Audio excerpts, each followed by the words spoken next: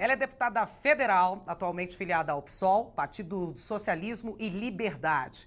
Formada em assistência social, já foi professora, serviço social, ela está me corrigindo aqui, já foi professora, vereadora, deputada estadual, prefeita. Falando em prefeitura, foi a primeira mulher a representar a cidade de São Paulo. Também tornou-se ministra-chefe da Secretaria da Administração Federal no governo Itamar Franco.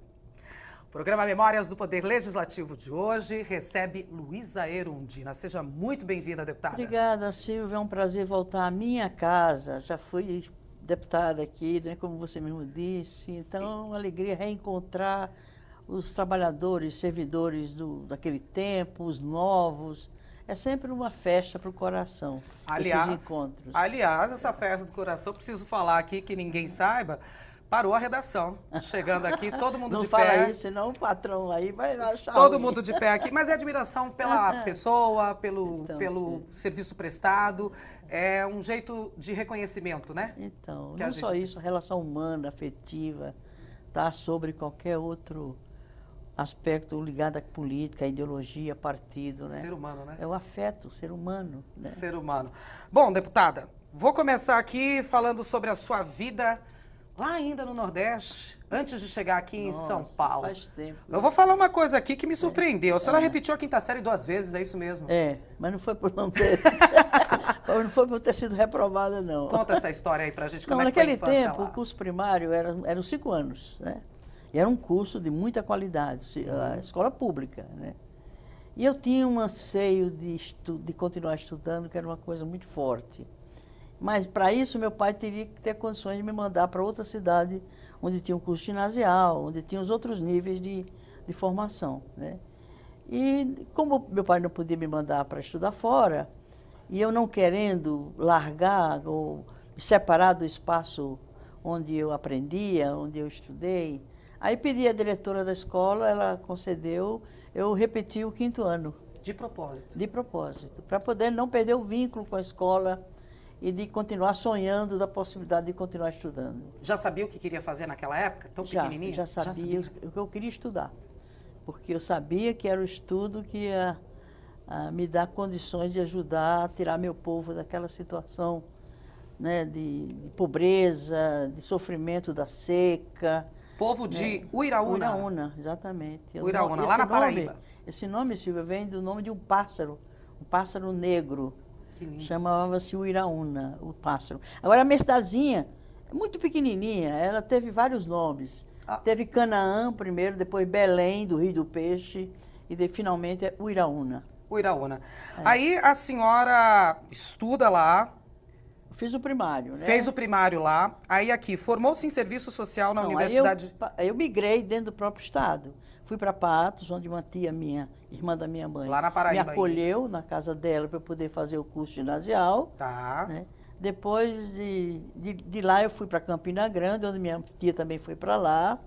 Em Campina Grande, aí eu fiz o curso colegial à noite e trabalhava durante o dia. E aí suspendi os estudos. Eu não pude fazer faculdade naquele momento, porque significava eu não ter possibilidade de fazer com que minhas irmãs mais novas que eu pudessem chegar pelo menos onde eu tinha chegado. Eu fiquei 9 anos, né, aguardando uma possibilidade de minhas irmãs chegarem até onde eu tinha chegado e de conseguir fazer um curso superior. Eu queria fazer medicina. Isso que eu ia falar, só queria ser médica, né? Mas teria que ir para João Pessoa, eu estava em Campina Grande.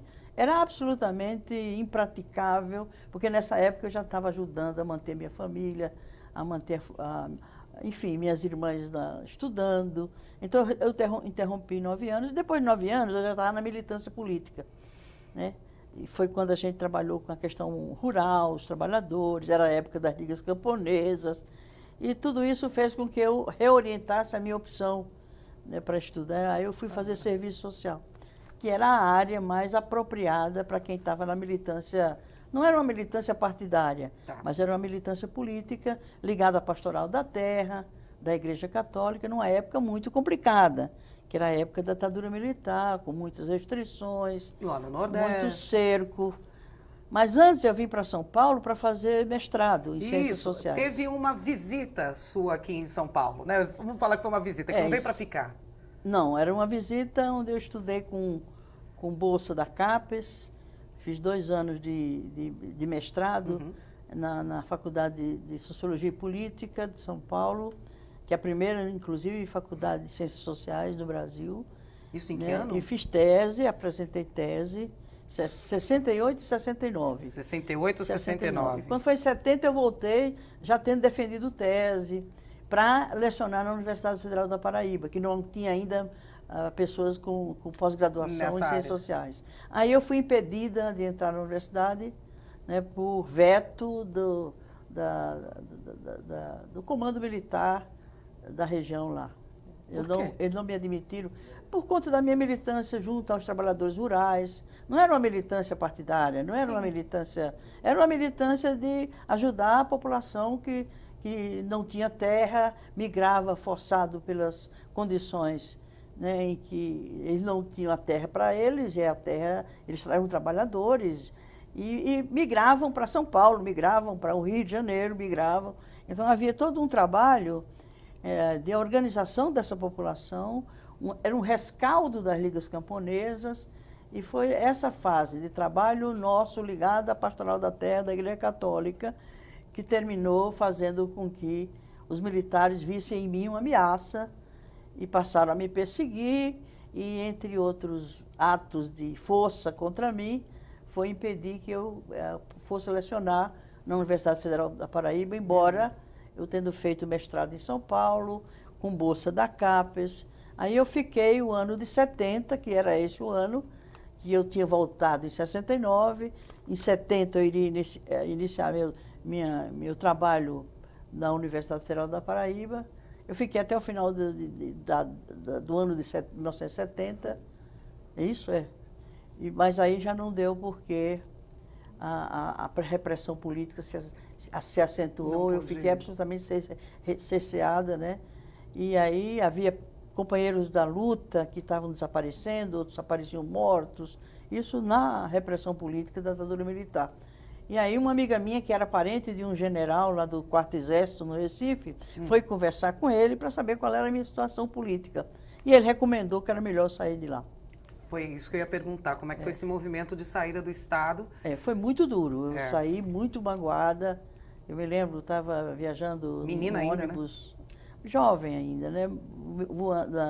Vindo no ônibus da São Geraldo, hoje eu me lembro, mas muito sofrida. Eu tomei o ônibus em Recife, porque não tinha ônibus que saía de João Pessoa, mas com a sensação de quem estava deixando a luta para trás. Que tinha abandonado. Mas chegando aqui, como se eu tivesse abandonado a luta, enfim. Mas quando eu cheguei aqui, eu fiz concurso público na assistente social, no INSS, na Prefeitura de São Paulo. Fui classificada, muito bem classificada nos dois. Aí optei de ficar na Prefeitura. E aí, veja bem... De São Paulo? São Paulo. E aí, eu fui como assistente social trabalhar onde? Nas favelas, nos cortiços, na periferia pobre.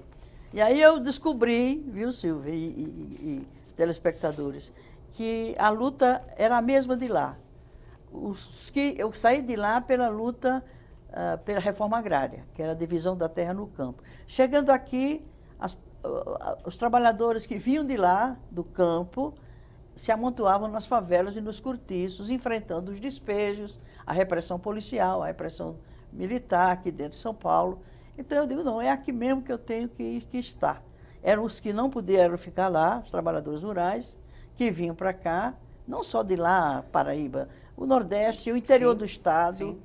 E aí eu fui trabalhar como assistente social na periferia da cidade. Aí, de novo, veio a repressão política sobre mim. Porque, na época, a Secretaria, na época de Promoção Social, de Bem-Estar Social, era dirigida, tinha como secretário um ex-militar da reserva. Inclusive, uma pessoa que havia participado da repressão política, era um homem truculento, que teria sido um dos que praticaram torturas, enfim.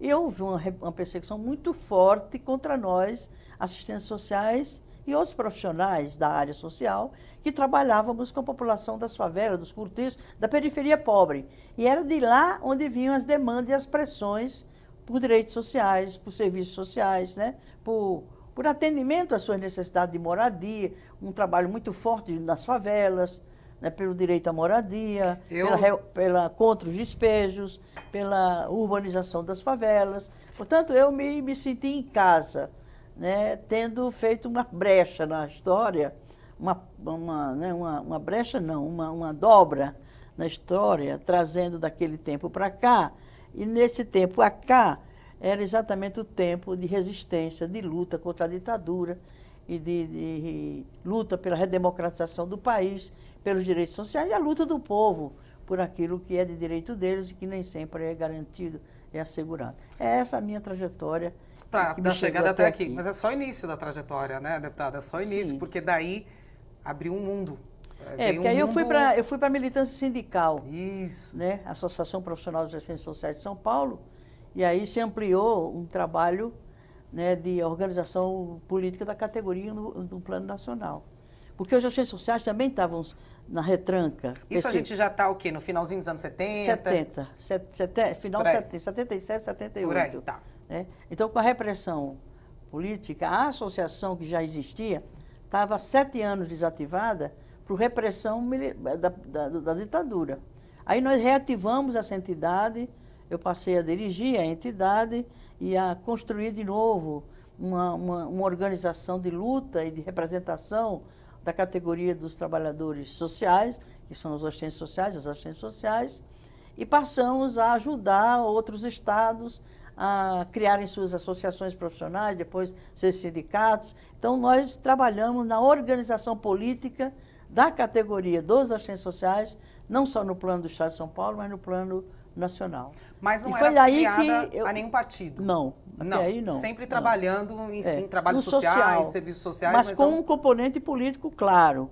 Nós estávamos dizendo de que lado nós estávamos. Oposição. Né, do lado do povo, contra a ditadura militar, né, por liberdades, por democracia, na divisão da terra no campo, a divisão da terra na cidade, a cidadania para todos, contra a perseguição política. A senhora é tipo da mulher que põe a mão na massa, né? Porque a Sim, gente ouvindo relatos certeza. aí de pessoas, Heliópolis, se não me engano. Heliotrópico. A senhora batendo cimento, junto com a galera lá da favela, que todo mundo conta. Heliópolis. A senhora botava a mão na massa mesmo, né? Não, nós estávamos com o povo junto, né? E o assistente social tem que ser assim.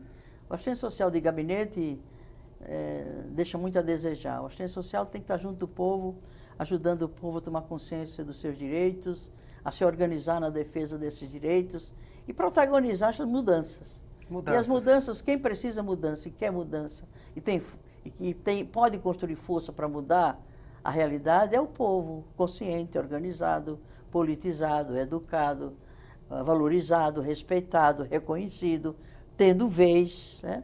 Com uma presença muito forte de mulheres. Né? 1980 chegando aí, a gente tem também o nascimento de um partido. Exatamente. Partido dos Trabalhadores, finalzinho aí dos anos 70, começo dos anos 80. 80. Era a MDB, né? Era até esqueci o outro. Era a MDB e o... Arena.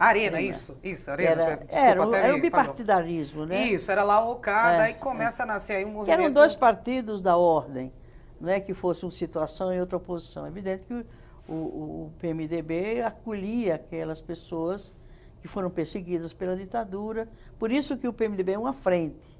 Ela veio acolhendo todos aqueles que ofereciam alguma resistência à ditadura, que durou muito, 21 anos, muitos anos de ditadura. E uma ditadura muito pesada, muito truculenta, muito desrespeitosa dos direitos humanos, enfim. E essa luta nos formou politicamente, e aí veio, né, no final de 79, a nossa associação profissional liderou, né, um congresso que houve de assistentes sociais. Nós tomamos a direção do congresso. Quando eu faço nós, eram as entidades que estavam na luta de organização política da categoria. E foi naquele congresso que eu conheci o Lula. O Lula foi para o ato de encerramento do congresso. Era um congresso de uma semana, né?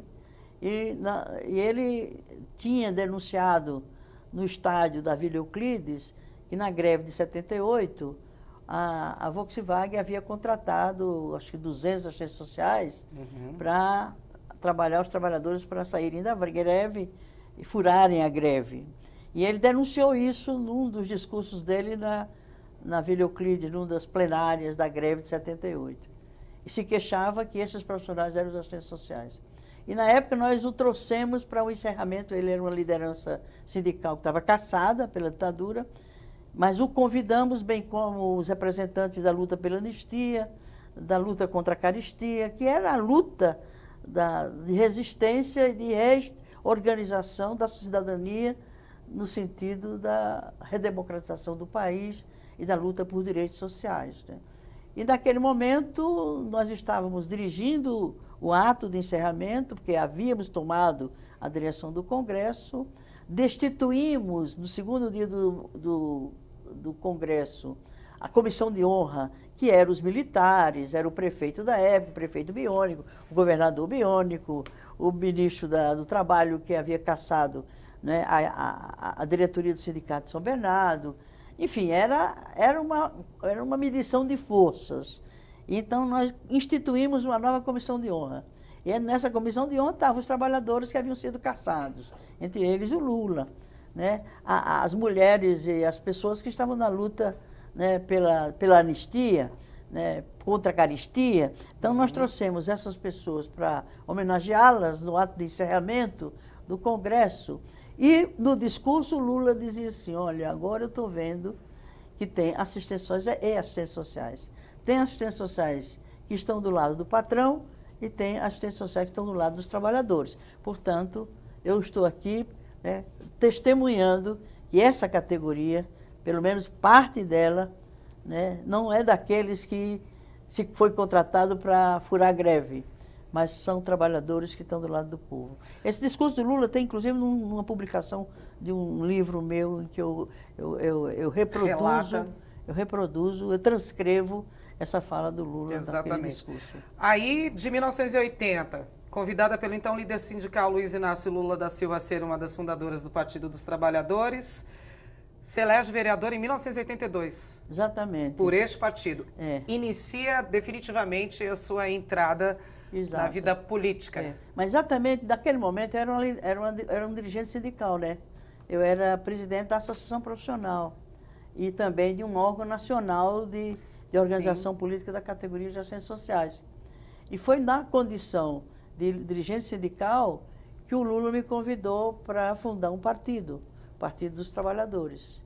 E dizendo assim, olha, ele mandou um recado para mim, né, por um assistente social, que foi com ele naquele ato de encerramento do Congresso. Então, o recado para mim foi assim, se eu não tivesse nenhuma filiação a partido político da clandestinidade, porque naquele tempo só tinha PMDB, né, e Arena, e que se eu não tivesse vinculação nenhuma a grupos clandestinos, que havia muitos grupos clandestinos, que ele me convidava para fundar um partido político, que era o Partido dos Trabalhadores.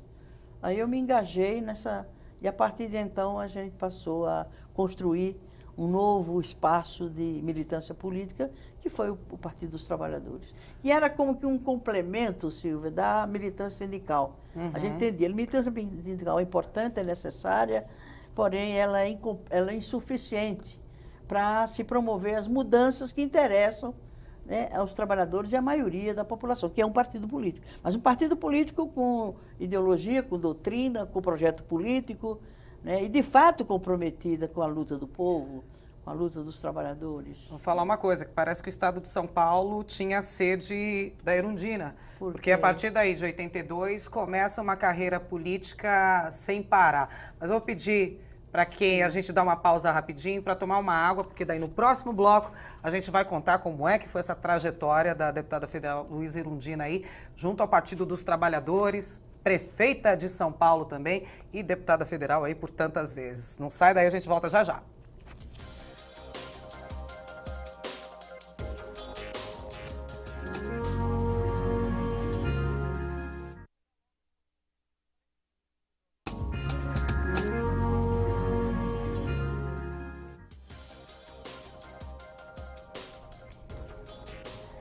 Estamos de volta com o programa Memórias do Poder Legislativo, um programa produzido e idealizado pela Associação dos Parlamentares do Estado de São Paulo e que toda semana traz um parlamentar para contar a história da política de São Paulo e também do país. E hoje nós recebemos a deputada federal Luísa Erundina aqui no nosso estúdio. A gente estava falando aí no bloco anterior, deputada, sobre essa sua trajetória de menina saindo lá da Paraíba, chegando até São Paulo, as suas militâncias junto a sindicatos e sempre junto aos trabalhadores, nascimento do Partido dos Trabalhadores. Sim. E a primeira candidatura e eleição como vereadora. Uhum. Aí logo depois disso eu falei que parece que São Paulo estava com sede de Erundina, sim, porque começa uma carreira aí junto a eleições e sendo eleita também, não só sendo candidata, que não para mais até hoje, né? Aí em 1985 é escolhida pelo partido para ser vice de Eduardo Suplicy, na época então candidato a prefeito. Como é que foi essa convivência, como é que foi essa entrada no PT, já sai de vereadora para vice e aí não para mais? Então, era um momento, Silvia, de muita participação popular, né? E a minha origem é exatamente nesse segmento, da luta do povo, né? E a maioria nordestino, quer dizer, havia uma identidade muito forte na minha pessoa, como assistente social, como funcionária pública, na relação com a população. Como assistente social, o enfrentamento da luta por moradia, os despejos, situações assim extremas de repressão policial contra os ocupantes das áreas vazias na cidade. E tudo isso é que me criou uma identidade muito forte. E o PT foi construído nessas bases. O PT nasceu na periferia dos grandes centros urbanos, na luta pela moradia, na luta por saúde, na luta por creche, né, na porta das fábricas, nos sindicatos. Essa é a origem do PT. E eu estava nessa origem, antes de ter PT, eu já estava nesse espaço de luta da população. E então, por conta desse meu vínculo com as bases populares, é que o partido decidia as coisas muito ouvindo as bases dos núcleos, né, de moradia, os núcleos de local de trabalho, os núcleos por categoria profissional. As decisões mais importantes do partido passavam por essas instâncias de base. E como eu tinha um vínculo muito forte nessas bases, em geral eu emergia como uma lembrança, um nome, para vir assumir determinadas tarefas e responsabilidades do partido. Primeiro, foi como vereadora, né? Fui bem votada, fui líder da bancada, e uma bancadinha de 5 vereadores, a primeira bancada do PT na Câmara. Discreto. E a primeira bancada parlamentar do Partido dos Trabalhadores. E em 85, essa base queria que eu saísse candidata a prefeita. Mas o Suplicy tinha muito mais apelo, tinha muito mais condições. E aí houve um acordo que eu ficasse, não um acordo pessoal comigo, porque essas tarefas todas, viu, Silvia, não foram uma decisão minha, não eram projetos pessoais que eu ia lá disputar, não era. Era que vinha na emergência de uma militância muito, muito ligada às bases populares. Então, decidimos que eu saísse vice e ele prefeito. Ele não se elegeu. E aí, na eleição seguinte, eu aparecia, né, como candidata a prefeito. Mas antes disso, teve a eleição de 86 para a Assembleia Legislativa. Para cá. Aí eu me elegi deputada para a Assembleia Legislativa. Eu falo que a senhora fez a escola direitinho, né? Primeiro grau, exato, segundo grau, vereadora, deputada estadual, deputada federal. Então, aí como é que foi a chegada aqui? Como é que foi a chegada aqui na casa nesse ano? Olha, eu aprendi muito como vereadora, viu, Silvia? Eu sempre recomendo a essa juventude que queira uma militância política no parlamento, no institucional, passem pela vereança. É onde você passa a conhecer melhor a cidade, conhecer os problemas, faz um mandato muito vinculado diretamente à cidadania, às comunidades locais. Então, eu me formei para o parlamento na Câmara Municipal de São Paulo. Ali foi a escola de verdade? Foi a escola. Mas, e tanto é que os 2 anos que eu fiquei como deputada estadual, aliás, o mandato de vereador era de 6 anos, eu completei só 4. Porque aí já veio a eleição para deputada estadual. Ah, era um mandato de 6 anos. Em vez de 4 anos, eu fiz 2. 2 anos, que foi 86 e 87. Isso. Aliás, 87 e 88. 88, porque depois a senhora sai. Então, já como deputada estadual, e o meu mandato de deputada estadual, ela trouxe consigo, o mandato trouxe consigo, aquela mesma aquela mesma relação com o povo, com a luta por moradia, nem em apoio à população que estava sendo despejada, né, no enfrentamento com a polícia. Então, a minha militância como deputada estadual, além da luta com os servidores públicos, na luta, né, dos servidores públicos demandando melhores condições de trabalho e de salário, no enfrentamento com o governo do Estado, na época era a Quércia. Então, tivemos uma atuação muito forte. Eu era líder da bancada aqui também, na Assembleia Legislativa, éramos 9 deputados na época do PT, eu era líder da bancada, e foi uma experiência muito rica, mas trazendo consigo muito aquilo que eu fazia como vereadora. Bom, aí veio a campanha de 88. Aí essas bases populares do PT acharam que era a vez de eu... fortalecendo a sua imagem junto com elas, mas e vice-versa. Mas sem nenhum cálculo de viabilidade eleitoral. Aí veio uma primeira prévia de um partido político em que houve uma disputa entre, no caso, eu e o Plínio de Sampaio. Isso. Né? E daquela disputa interna, uma prévia, uma preliminar. Ou né? a senhora ou ele, para ser candidata a prefeito. E o partido fez dezenas de debates, eu e o Plínio, nas bases do partido. E eu e o Plínio fomos, inclusive, para a televisão, como pré-candidatos do Partido dos Trabalhadores, discutir a disputa no âmbito do PT. E aí as bases deram vitória a mim nessa prévia. Né? E eu saí candidata à revelia da direção partidária, que era Lula, era Zé Disseu, era Rui Falcão, eram os dirigentes, o top da direção partidária, que por um cálculo, a meu ver, objetivo, lógico, de que Plínio de Sampaio, um paulista, um homem honrado, um homem que tinha lutado e que tinha sido perseguido pela ditadura, né? Paulista, tinha muito mais homem, portanto, muito mais viabilidade que uma mulher, uma nordestina, né, do Partido dos Trabalhadores, ele também era do Partido dos Trabalhadores, uma ilustre desconhecida, considerada a vereadora dos favelados. Então, não era uma biografia que prometesse muita viabilidade eleitoral no eleitorado do paulistano, como era pior ainda naquela época, provavelmente, do que hoje. Né? E só que aí deu uma zebra, eu ganho, e aí a direção partidária ficou desgostosa por isso, e aí eu tive muita dificuldade da relação entre o governo e o Partido dos Trabalhadores desde então. Mas não só por isso. Primeiro, eu não era a candidata da direção partidária, eu era a candidata das bases. Não era a escolhida. Por outro lado, era a primeira experiência de gestão de uma cidade do porte de São Paulo. Uma cidade de um porte de país. De país. Né? Que é o espelho de um país da América do Sul. Mundo, né? Como é que foi isso? Não, e outra coisa, foi uma coisa, como eu digo, foi uma zebra, porque não havia nenhum cálculo, né, de dissesse assim, não. E foi por isso que eu ganhei. Porque se eu tivesse mostrado alguma força, alguma viabilidade mais cedo, eles teriam me inviabilizado. Olha com quem eu disputei. Disputei com o Maluf, disputei com o Leiva, que era do candidato do Quércia. Isso. Portanto, com o Serra. Serra, exatamente. Portanto, então eu ganhei dos 3. Mas assim, de surpresa, foi no dia da eleição que eu ganhei a eleição. Que veio o resultado. Não Mas esperava. Aí sim, e o partido não tinha acúmulo, não tinha experiência anterior de gestão, né, não tinha. Nós tivemos que construir tudo, mas aí eu tive a felicidade de ter uma equipe de secretários que era padrão ministerial, nem todo governante, acho que nenhum presidente da República teve um ministério do porte do meu secretariado.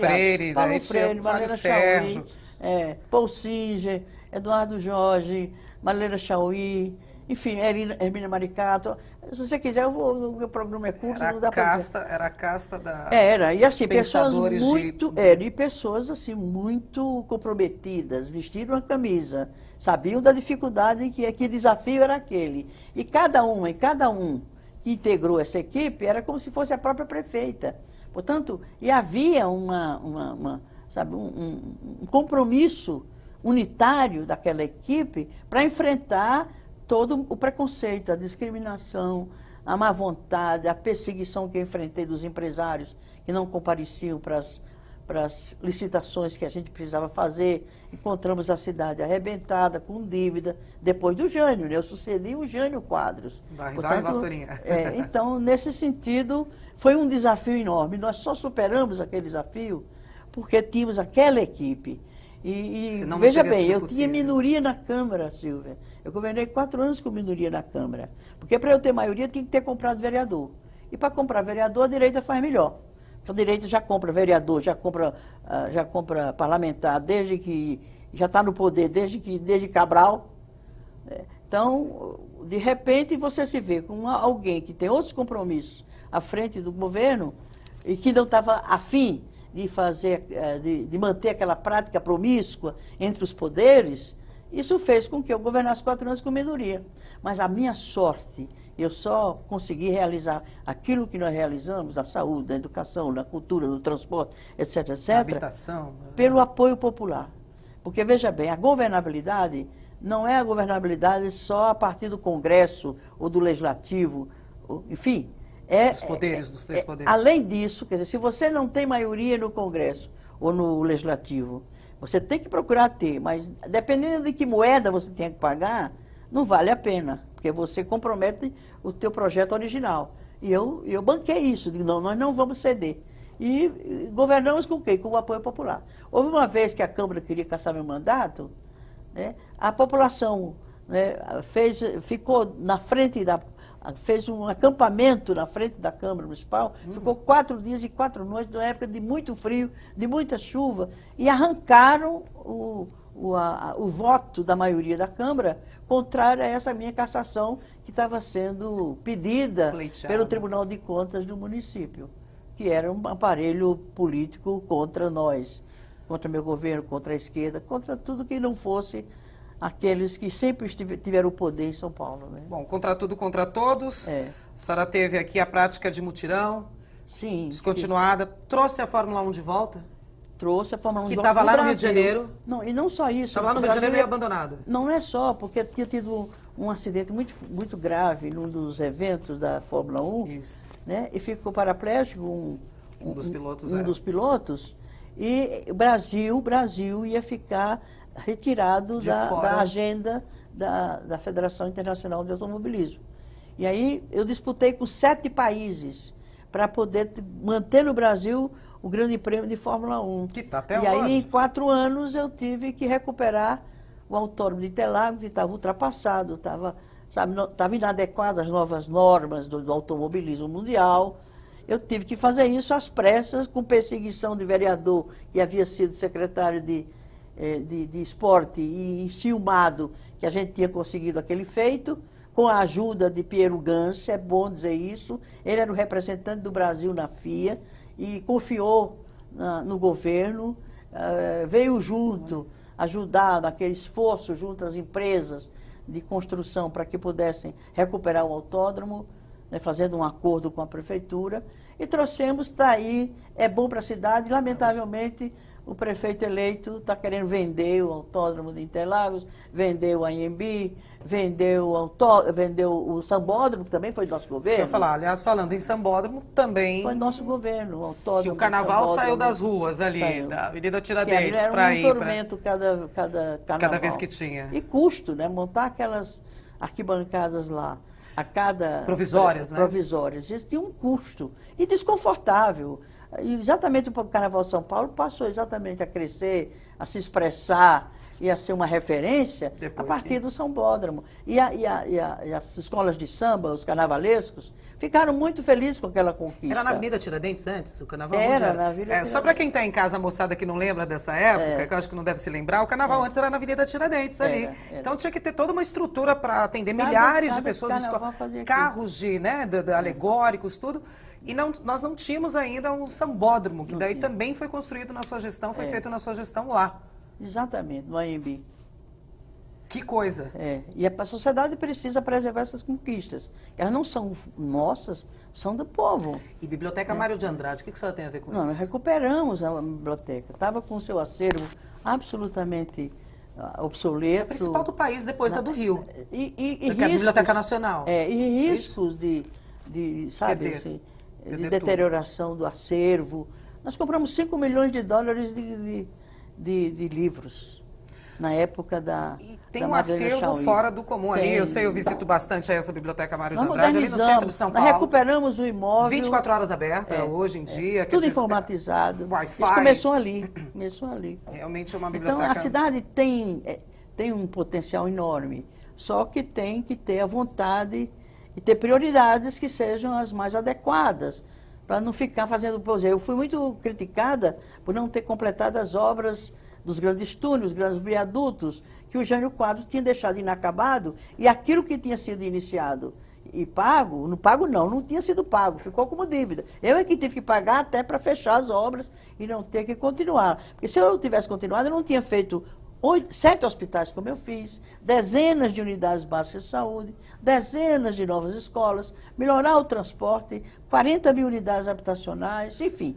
Isso que nós deixamos positivamente reconhecido hoje, naqueles 4 anos de governo, se deveu a uma excelente equipe e se deveu a um momento do país onde havia, né, muita vontade da sociedade participar, que as coisas dessem certo, havia um clima de otimismo, embora havia crise, havia desemprego, havia inflação de 80% ao mês. A gente ia comprar as coisas na segunda, na terça, já não sabia Já não quanto tinha custava, mais, tinha que né? comprar logo, senão, A moeda né, fraquíssima. corroía o salário dos trabalhadores. Mas foi um grande momento, e foi um momento, Silvia, que nós estávamos implantando a nova Constituição Federal.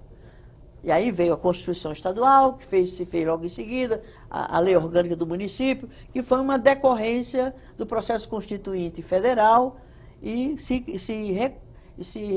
renovou, se reconstruiu o marco institucional do país, que é o que existe até hoje, que lamentavelmente está sob ameaça com esse golpe, com essa, né, as dificuldades que estamos enfrentando hoje do ponto de vista político, do ponto de vista social, do ponto de vista institucional. E econômico também. Econômico também. Ministra da Administração Federal, a senhora deixa a Prefeitura de São Paulo para fazer o quê? Não, eu concluí Tinha o reeleição mandato. na época? Não, não tinha. Não tinha reeleição Então, por na isso, época. eu só ganhei, primeiro que era um turno só. E eu só ganhei porque no dia da eleição eu estava em terceiro lugar. Porque se tivesse segundo turno, eles teriam impedido que eu ganhasse. A sorte que foi uma surpresa de uma hora para outra. Virou o jogo no dia da eleição.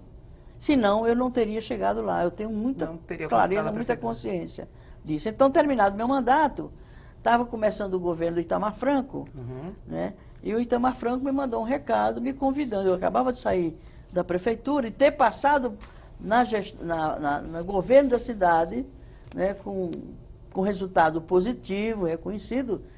Ele entendia que eu teria uma experiência que ajudaria o país num momento crítico da vida institucional também, com a cassação do presidente Collor, né? Ele era vice-presidente. Então, e o PT não quis. O PT ajudou a tirar o Collor, mas não ajudou a governar o país e impediu que nós fôssemos ajudar o governo de Itamar Franco. E eu, pessoalmente, entendendo que eu, com a experiência que eu tinha acumulado, né, com os riscos que nós passávamos, né, com o trauma de um impeachment do presidente, né, o Itamar Franco era um homem sem partido na época, com todas as dificuldades que ele tinha, com um Congresso que era aquele que, de uma certa forma, inviabilizou o governo Collor também. Então, eu entendi, não, se nós contribuímos, e eu era prefeito e ajudei no afastamento do Collor, nós tínhamos a obrigação de ajudar o país. Não era ajudar o Itamar, era ajudar o país. Aí eu rompi com o PT ali. E aí foi a primeira uma ruptura muito dolorosa. Eu fui julgada diante das câmeras de televisão, num tribunal público, porque eu tinha desobedecido ao partido de aceitar o convite do Itamar, quando a gente sabia que o PT não quis ir ajudar o Itamar, no governo do Itamar, porque estava fazendo um cálculo eleitoral para a próxima eleição. Ele queria garantir que se o Lula perdeu, o PT ajudou a tirar o Collor, perdeu para o Collor, e a próxima vai dar o Lula, mas ainda faltava 2 anos e meio para isso acontecer. Então, era um cálculo meramente eleitoral, oportunista. Não pensou no país. Pensou na próxima eleição, que seria uma próxima eleição do Lula, que também não veio, né? Não conseguiu, só conseguiu depois. Então, são essas coisas, Silvia, que estão na história, para que a história julgue, né, quem estava mesmo do lado da democracia, quem estava mesmo do lado do povo, e quem de fato estava no jogo rebaixado da política eleitoreira. Depois de 17 anos, então, de Partido dos Trabalhadores, o rompimento com o PT e a ida para o PSB, que depois vem parar aqui no PSOL. Mas isso a senhora conta daqui a pouquinho no próximo bloco. Pausa e a gente volta já já.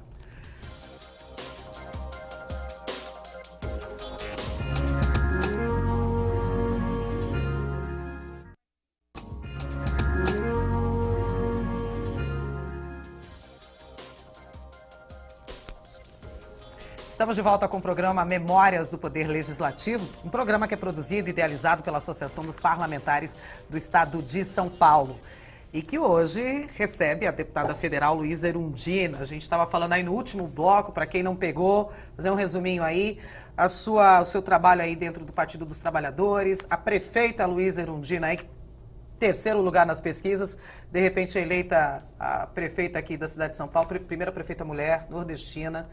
Enfim, e aí o rompimento com o Partido dos Trabalhadores, quando a senhora estava lá em Brasília já, aí já era Itamar Franco, depois enfim. daquele tempo até voltei para o PT. Ainda voltou? Voltei para o PT. Teve um depois, namoro ali depois? Teve. Ainda fui candidata em 96. Em 96, eu verdade. Fui candidata a prefeita. Verdade. Eu disputei com o Pita, lembra? Com o Pita, que fui daí... pro segundo turno que com então ele. ganhou o Celso Pita na época, né? É. E aí, como é que foi essa saída, então, do Partido dos Trabalhadores? Quer dizer, estava lá, mas já estava deixando. Então, foi naquele momento em que eu já estava, de uma certa forma, desconfortável no partido, né? Primeiro, o partido não ajudou no governo, não reconheceu o governo como sendo uma conquista importante.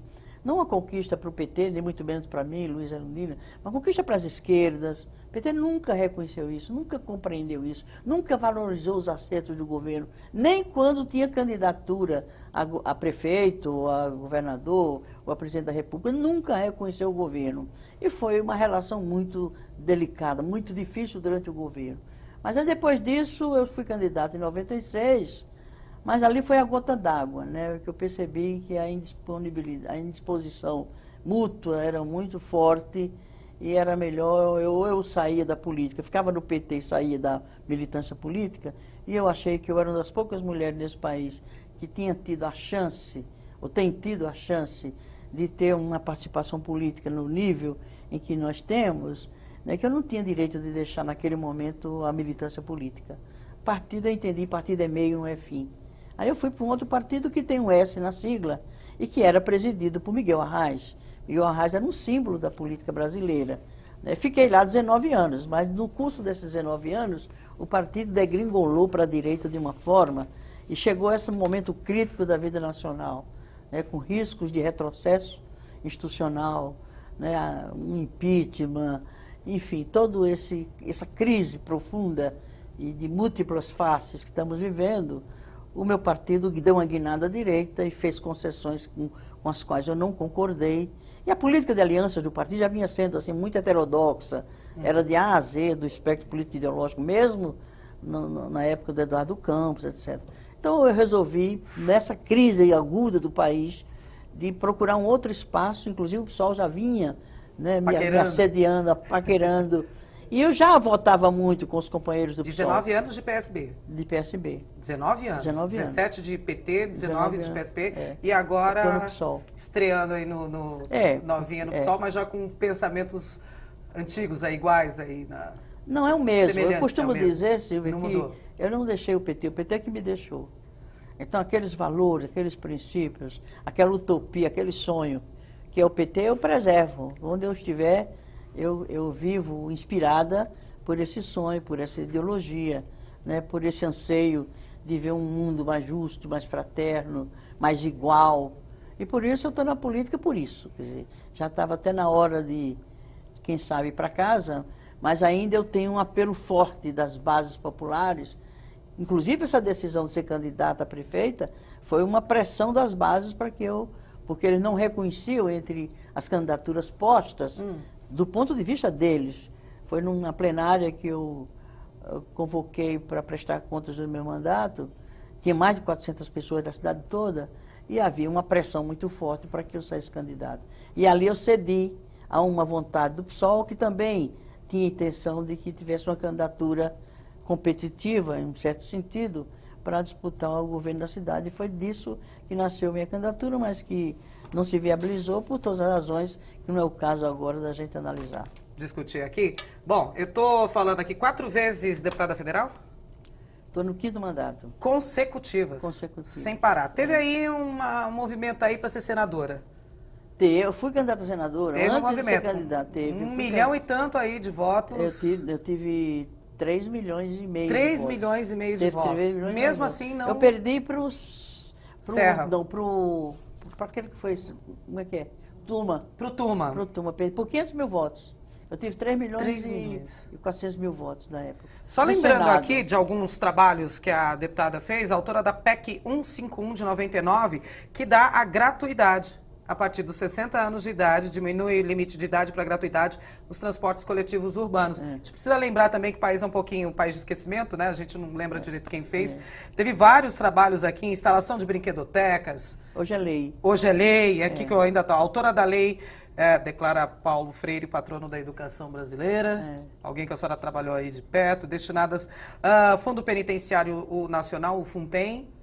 Para casas de abrigo, para mulher vítima de violência. Vítima já é lei. de violência, também já é lei. E tem um outro que dispõe sobre o Estatuto da Criança e do Adolescente, uma explicação que a senhora tipifica a conduta de manter casa de exploração sexual infanto-juvenil. Isso é lei. Isso é um dos que eu estou falando aqui, né? Porque E tem um 5 outro mandatos... importante, é que garante o vínculo da mulher gestante já como é que é, antes de chegar o momento do parto, então ela já ser vinculada ao hospital ou à maternidade onde ela vai ter o filho. No pré-natal. No pré-natal. Há muita perda de vidas, tanto da mãe como da criança, por falta de desse acompanhamento. Uma condição de ela, quando ela chega no trabalho de parto, ela não tem um hospital para acolhê-la e de pronto dar o atendimento ao nascimento do seu filho. Ela fica perambulando 4, 6 horas, de porta em porta, não é. E aí isso é frequente, a morte ou ela morre, ou a criança morre, ou morrem os dois, por falta, e hoje é lei federal. Então qualquer gestante deve recorrer, né, ao Ministério Público, se for o caso, a uma delegacia de polícia, se eventualmente esteja em trabalho de parto e não tem um acolhimento, vai lá que é uma lei federal, e a lei federal obriga, né, ao poder público a cumprir isso aí. Tem que fazer. Aí a senhora fez uma menção aí que foi candidata aí nessas últimas eleições a prefeita aqui de São Paulo, não ganhou. Continua lá em Brasília, aliás, ela falou que saindo daqui ela já vai para Brasília, enfim, não para quieta. Quais são as pretensões aí? O que a gente pode esperar de Luiza Erundina nos próximos anos? Eu nunca sei o que eu sei que não se fala idade de mulher, mas aos 81 anos, quase fazendo 82, é verdade. Já daqui a pouquinho, vai parar, vai sossegar? Olha, não sou eu quem diz. Tudo que eu tentei responder ao longo dessas décadas todas. Eu estou há 45 anos aqui em São Paulo e todo esse tempo militando. É paulistana mesmo, já, né? Sim, eu fui adotada, adotei essa cidade, adoro essa cidade. Então, isso se deveu à minha militância política, social, a relação com o povo. Então, os projetos que eu assumo nunca são desejo pessoal, nunca é uma disputa pessoal minha. Ela vem sempre no bojo, né, de uma participação muito forte no trabalho com as mulheres, né, com a população mais pobre, com a população da periferia, com os idosos, enfim, com os negros, com quem é minoria e tem os seus direitos, né, desrespeitados, violados numa sociedade machista, patriarcal, injusta, desigual. Então, a minha militância na política é resultado de uma demanda muito concreta desses setores populares, e tanto é que meu mandato é um mandato muito vinculado aos movimentos sociais, aos movimentos populares, a luta pela democratização das comunicações, a luta pela memória e verdade dos crimes de ditadura militar, né, na luta por direitos das mulheres, dos negros, dos homossexuais, das crianças, dos idosos, enfim. Eu sempre disse assim, meu mandato é um mandato das causas impossíveis. Mas é isso que me move, é isso que me mantém jovem, apesar da idade, é isso que justifica, né, ainda a minha vontade de dar minha contribuição modesta, né, para que a gente consiga sair desse atoleiro num momento tão crítico, tão grave da vida nacional, e junto com as companheiras, junto com os trabalhadores, junto com os idosos, junto com aqueles que acreditam que a política muda. não há outra ferramenta, outro instrumento mais eficaz para mudar a realidade. Não é mudar o Brasil, é mudar o mundo. É uma visão da política como sendo exatamente o instrumento da cidadania para você mudar a realidade. Eu vou falar, política se discute sim. Sim, exatamente. Não se discute política, religião não se discute sim. Não só escola sem partido, que história é essa? Querem alienar ou fazer o discurso único de quem tem poder? Não é por aí.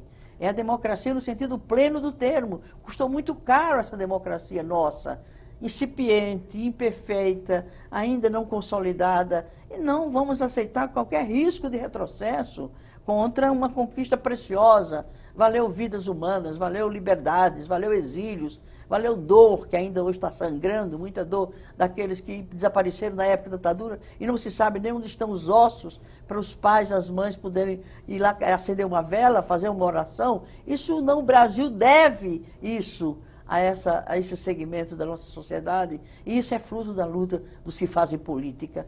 Política com P grande, política como opção de vida, política como realização pessoal e humana, de não só sua, porque a política, como dizia Hannah Arendt, é uma ação de sujeitos coletivos. Então, a política nos junta, a política nos move, a política nos mobiliza, a política nos dá alegria, nos dá esperança, nos dá elan, nos dá a vontade de que as coisas aconteçam e as coisas ruins se resolvam. Talvez por isso essa inquietude que tem dentro da Erundina fez, em 22 de janeiro de 2016, a senhora lançar em Porto Alegre, no Fórum Social Temático, o Raiz, que vai ser um partido político?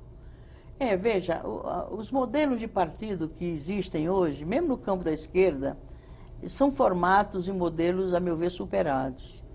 E no mundo todo estão se buscando novas formas de organização partidária, como na Espanha, com o Podemos, né, como na Síria, né, o Syriza na Síria, na Itália, em Portugal e outros países do mundo, estão emergindo novas formas de organização partidária, mais democrática, mais de baixo para cima, né, usando muitas redes sociais. Então é um outro tempo, é uma outra forma de organizar-se politicamente, de militar politicamente. E no Brasil está emergindo esse embrião, está muito embrionário ainda.